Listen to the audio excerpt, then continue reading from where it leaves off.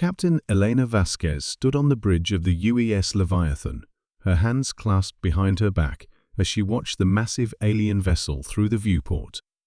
The ship was elegant crystalline structures that seemed to grow rather than be built, pulsing with bioluminescent patterns that spoke of intelligence far beyond human comprehension. It was beautiful, peaceful, and utterly alien. "Captain," Lieutenant Commander Chen called from his station. "The alien vessel is maintaining position at exactly 50,000 kilometers. They've been broadcasting what our linguists believe are mathematical sequences for the past 6 hours. Elena nodded.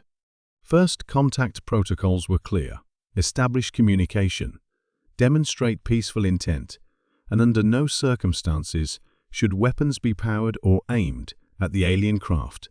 The Leviathan was humanity's flagship, a research vessel designed for deep space exploration, equipped with the most advanced communication arrays and xenobiology labs the Solar Federation could build. "Any progress on translation?" she asked Dr. Sarah Kim, the mission's xenolinguist. "We're making headway," Kim replied, her eyes never leaving her screens. "The mathematical progressions are definitely intentional. Prime numbers, Fibonacci sequences, even what appears to be atomic weights of common elements. They're trying to establish a universal language base." The bridge hummed with quiet activity. This was the moment humanity had dreamed of for centuries, proof that they weren't alone in the universe. The alien ship had appeared 3 days ago at the edge of the Kepler 442 system, broadcasting its mathematical messages across all frequencies. "Captain, incoming transmission from Earth Command," the communications officer announced. Elena frowned. Earth was 8 light hours away. Any message would be hours old by now. "Put it through." Admiral Morrison's weathered face appeared on the main screen, his expression grim.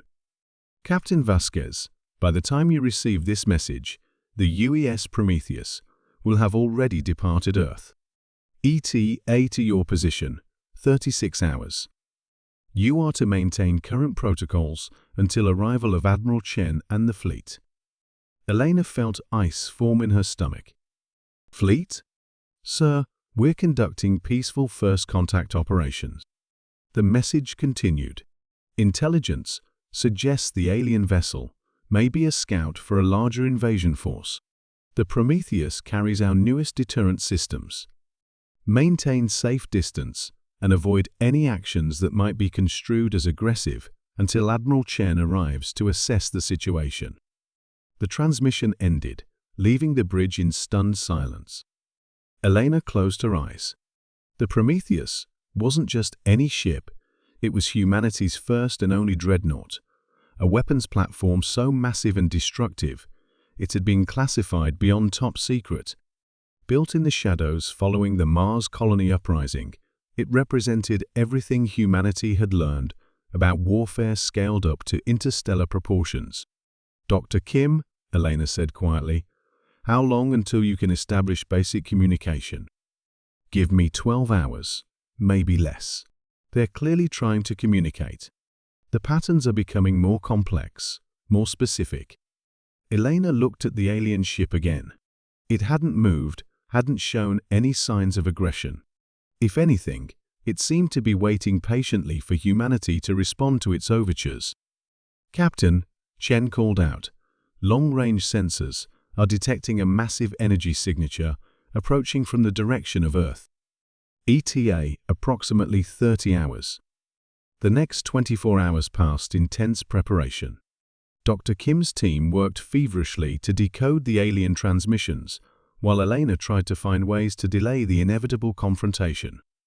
The alien ship continued its patient broadcast, occasionally varying the mathematical sequences in what seemed like attempts to elicit a response. Then the Prometheus arrived. Elena had seen the schematics, but nothing had prepared her for the reality. The Dreadnought was a kilometer of angular death, bristling with plasma cannons, particle beam arrays, and missile pods. Its hull was scarred black adamantine, designed to absorb rather than reflect energy. Where the alien ship was organic beauty, the Prometheus was industrial brutality made manifest. "This is Admiral Chen aboard the UES Prometheus," came the transmission. "All vessels maintain current positions while we assess the threat."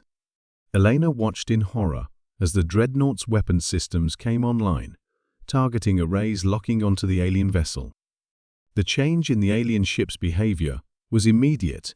The gentle mathematical broadcasts ceased, replaced by Negative, Captain Vasquez. We will not show weakness to a potential enemy. The alien vessel will respond to our hails or face the consequences. The alien ship began to move for the first time since its arrival, backing away from the human vessels while broadcasting increasingly urgent signals. Dr. Kim worked frantically at her station, trying to decode the new transmissions. "Captain," Kim called out, "I'm getting fragments, something about peace, understanding, and fear. They're afraid of us." But it was too late. The Prometheus interpreted the alien vessel's movement as a hostile action. The Dreadnought's main batteries opened fire. The alien ship's destruction was swift and total.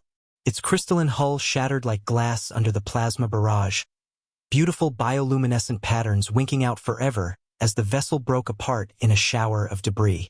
The peaceful mathematical songs that had filled space for days fell silent. Elena stood frozen on her bridge, watching the expanding cloud of alien wreckage. In the span of 30 seconds, humanity had announced itself to the universe not as explorers or diplomats, but as destroyers. The gentle beings who had traveled across the cosmos to make contact had been obliterated by humanity's answer to the unknown. Overwhelming force. "Threat neutralized," Admiral Chun reported matter-of-factly. "We'll collect debris samples for analysis before returning to Earth. The alien technology will be invaluable for improving our defensive capabilities." But Elena knew the truth that would haunt her forever. Humanity hadn't defended itself. It had murdered its first potential friend among the stars. And somewhere in the vast darkness of space, other ships of that peaceful species would be waiting for their scout to return with news of the strange new beings they had discovered. When those ships came, and Elena was certain they would come not as ambassadors, but as avengers. Humanity's monster ship had ended more than negotiations. It had ended humanity's chance at joining a larger galactic community. The Prometheus turned toward home, its hull still warm from the weapon's fire that had snuffed out first contact before it could truly begin. In the growing distance, alien debris tumbled silently through space, the scattered remains of what might have been humanity's greatest moment